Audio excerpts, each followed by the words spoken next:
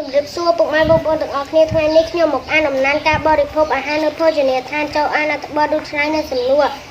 ថ្ងៃអាទិត្យនេះម្ដាយឪពុកខ្ញុំបាននាំខ្ញុំទៅបរិភោគអាហារនៅភោជនីយដ្ឋានមួយនៅក្រុងភ្នំពេញភោជនីយដ្ឋាននោះមានទីធ្លាធំទូលាយសម្រាប់ចតរថយន្តនិងមានការ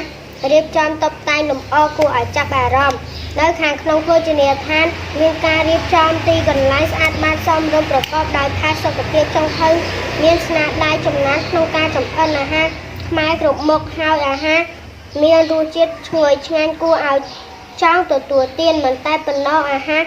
និងសម្ភារៈប្រើប្រាស់មានអនាម័យល្អអ្នកបម្រើរហ័សរហួនថែមទាំងរួសរាយរាក់ទាក់ចំពោះភ្ញៀវជានិច្ចគ្រួសារខ្ញុំពេញចិត្តសម្លកកូរត្នោតនិងញាំស្ដេចភ្ញៀវដែលបានមកទីនេះ